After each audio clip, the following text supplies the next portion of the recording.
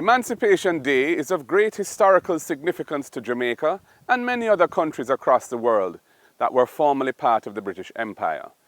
Plantation slavery came to an end at midnight on July 31st, 1838, and so the 1st of August is the anniversary of the day when slavery ended. It is the day on which we celebrate our freedom as a people, a day of very great national importance as the vast majority of our ancestors came to these shores in bondage. Today, we remember the contributions of our ancestors to the freedoms we now enjoy, many of whom suffered and died in the fight for justice from the oppressive system in which they lived.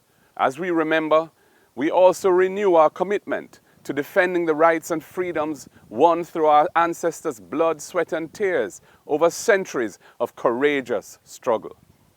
Our history must fully recognize the central contribution and value of the resistance to slavery by the slaves themselves. Our own people were our principal liberators. It was not willingly given to us by others, despite what they would sometimes have us believe. Great heroines and heroes of our people, Nanny, Taki, and Sam Sharp, led the way to freedom from slavery. The observation of Emancipation Day as a public holiday was reinstated in 1997 to ensure that we never forget the significance of the 1st of August celebrations. I continue to believe in the power of that observance. It is distinct from and as significant as the 6th of August, when we celebrate the anniversary of our political independence. When the 311,000 former slaves left the plantations 184 years ago as free men and women, they received no compensation for their and their foreparents' unpaid labor and abuse.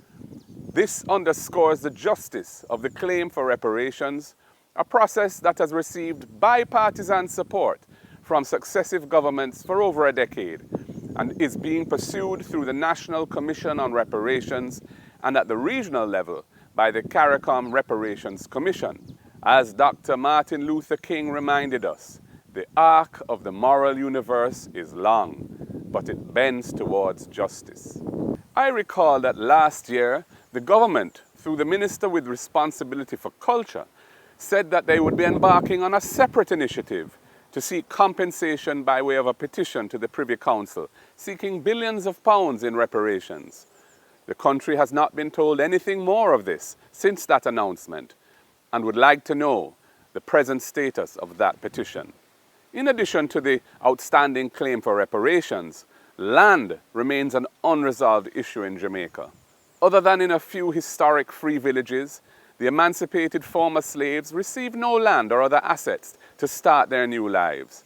And even today, many hundreds of thousands of Jamaicans continue to live in informal settlements without security of land tenure or adequate supporting infrastructure.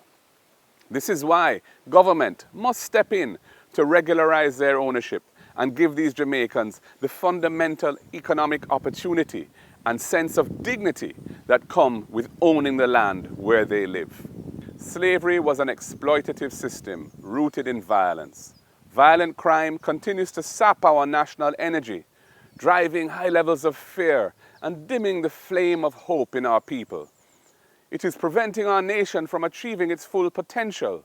We must emancipate ourselves from that aspect of mental slavery which makes us too quick to anger and too willing to use violence in our everyday lives. Emancipation Day 2022 is a time to recommit ourselves to peaceful coexistence, to tolerance for the views of others, and to love and respect for all.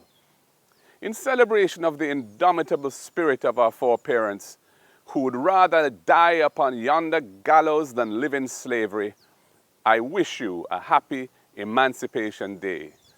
God bless Jamaica, and God bless all our people.